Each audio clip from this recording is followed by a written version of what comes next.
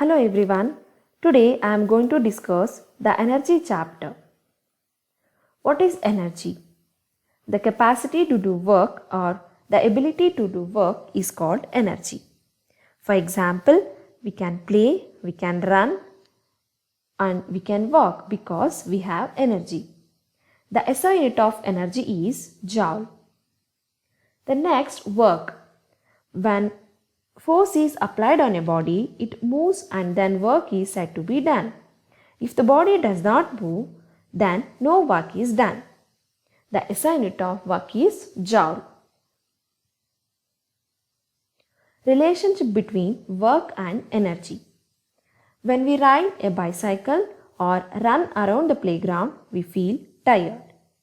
Here we know that we are losing energy, so we feel tired. Therefore, for more work, more amount of energy is needed. So we can say there is a direct relationship between work and energy. And energy exists in various forms. So we will discuss different forms of energy. Mechanical energy, chemical energy, sound energy, heat energy, light energy, magnetic energy, electrical energy, nuclear energy, solar energy and muscular energy.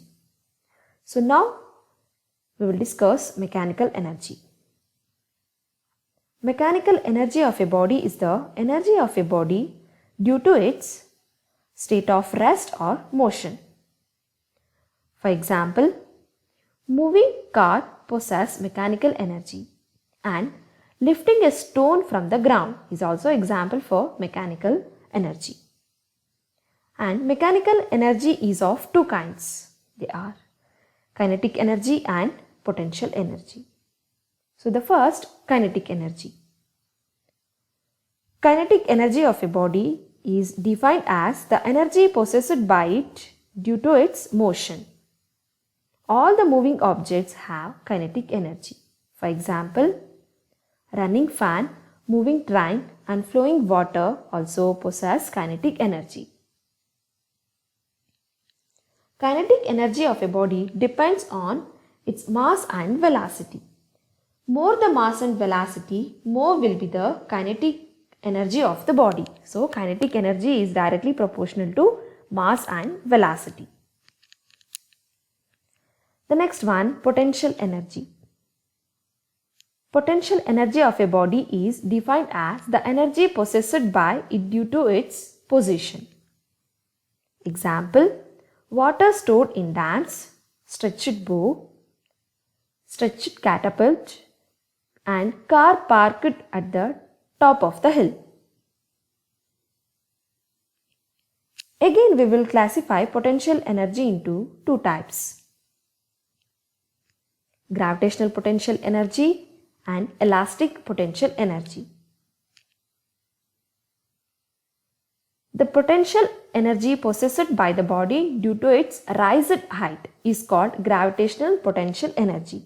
For example, a book on the top of the table and water stored in a dam is the example for gravitational potential energy.